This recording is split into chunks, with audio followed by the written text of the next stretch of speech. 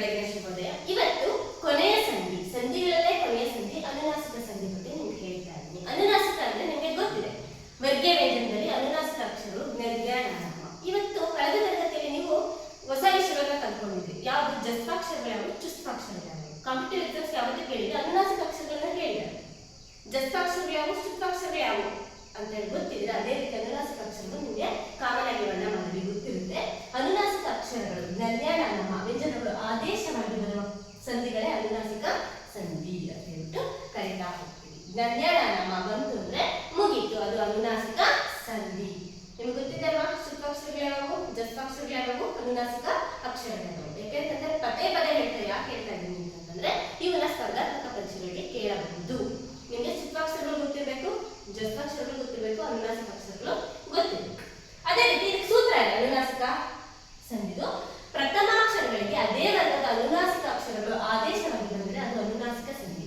ಅಂದ್ರೆ ಕಕ್ಕ ಗಗ್ಗಣ್ಯ, ಕ ಗೆ ಜ್ಞಾನಗಳು, ಕಕ್ಕೆ ಜ್ಞಾನಗಳು, ಚಾಕೆ ನ್ಯ, ತಕ್ಕೆ ನ, ತಕ್ಕೆ ನ, ಪಕ್ಕೆ ಮ. ಅಂದ್ರೆ ಅಲ್ಲಿ ಮೊದಲನೇ ಸಾಲು ಯಾವ್ದಿರುತ್ತೋ ಅದೇ ಸಾಲಿನ ಕೊನೆಯ 5ನೇ ಸಾಲಿನ ಅನುನಾಸಿಕ ಅಕ್ಷರಗಳೇ ಬರಬೇಕು. ಇಲ್ಲಿ ಕ ಇತ್ತು ಅಂತಂದ್ರೆ ಅಲ್ಲಿ ಜ್ಞಾ ಬರಬೇಕು. ಬಂದಿದ್ಯಾ? ತಾ ಇತ್ತು ಅಂತಂದ್ರೆ ನಾ ಬರಬೇಕು, ಪಾ ಇತ್ತು ಅಂತಂದ್ರೆ ಮಾ ಬರಬೇಕು. ಅದೇ ಸಾಲಿನ ಅನುನಾಸಿಕ ಅಕ್ಷರನೇ ಬರಬೇಕು. ಅದು ಅನುನಾಸಿಕ ಸಂಧಿಯ ಸೂತ್ರ.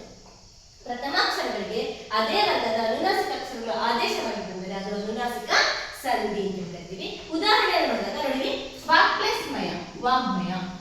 ಇಲ್ಲಿ ಕಾಯ್, ಕವರ್ಗದ ಕೊನೆಯ 5ನೇ ಸಾಲಿನ ಅನುನಾಸಿಕ ಅಕ್ಷರ ಅದು ಜ್ಞಾ. ಬಂದಿದ್ಯಾ?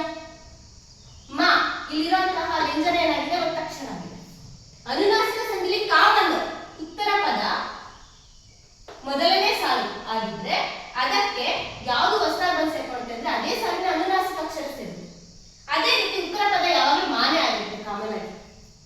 ಅನುನಾಸಿಕ ಸಂಧಿಲಿ ಪೂರ್ವ ಪದ ಪ್ರಥಮಾಕ್ಷರಗಳಾಗ್ತಾ ಹೋಗಿದ್ರೆ, ಕಚಡಕಗಳು ಆಗ್ತಾ ಹೋಗಿದ್ರೆ ಅದೇ ಸಾಲಿನ ಕೊನೆಯ 5ನೇ ಸಾಲಿನ ಅನುನಾಸಿಕ ಅಕ್ಷರಗಳು ಸಂಧಿ ಕ್ರಿಯೆಯಲ್ಲಿ ಬರ್ತಾ ಹೋಗುತ್ತೆ. ಆದ್ರೆ ಇಲ್ಲಿ ಪೂರ್ವ ಪದ ಯಾವಾಗಲೂ ಮಾನ್ಯ ಇರುತ್ತೆ. ಪೂರ್ವ ಪದ ಕಾಮನ್ ಆಗಿ ಯಾವಾಗಲೂ ಮಾನ್ಯ ಇರುತ್ತೆ. ನೀವು ಎಲ್ಲದನ್ನೂ ಎಕ್ಸಾಂಪಲ್ ನೋಡಿ. ಅನುನಾಸಿಕ ಸಂಧಿ ಕಂಡುಹಿಡಿಬೇಕು ಅಂತಂದ್ರೆ ಇಲ್ಲಿ ಪೂರ್ವ ಪದ ಮಾ ಇದೆ, ಕರೆಕ್ಟಾ? ಇಲ್ಲಿ ಕವರ್ಗ ಇದೆ ಅಂತಂದ್ರೆ ಅದೇ ಸಾಲಿನ ಅನುನಾಸಿಕ ಅಕ್ಷರ ಬರುತ್ತೆ. ಇದನ್ನೇ ಅನುನಾಸಿಕ ಸಂಧಿ ಅಂತ ಕರಿತೀವಿ. ನೀವು ಯಾವ ರೀತಿ ಕಂಡುಹಿಡಿಬಹುದು? ಅನುನಾಸಿಕ ಸಂಧಿ ಅಂತಂದ್ರೆ ಕವರ್ಗಕ್ಕೆ ಅದೇ ಸಾಲಿನ ಅನುನಾಸಿಕ ಅಕ್ಷರನೇ ಬಂದಿರಬೇಕು. ಅದ್ರ ಜೊತೆಗೆ ಉತ್ತರ ಪದ ಯಾವಾಗಲೂ ಕೂಡ ಮಾ ಇರುತ್ತೆ. ಉತ್ತರ ಪದ ಯಾವಾಗಲೂ ಏನಾಗಿರುತ್ತೆ, ಮಾ ಇರುತ್ತೆ. ಇಲ್ಲಿ ಒತ್ತಕ್ಷರ ಆಗಿ ಅದು ಕ್ರಿಯೇಟ್ ಆಗುತ್ತೆ. ಈ ಮಾಕ್ಕೆ ಮಾವತ್ತೆ ಬಂದಿರುತ್ತೆ. ಆ ಅನುನಾಸಿಕ ಅಕ್ಷರಕ್ಕೆ ಮಾ ಅನ್ನೋದು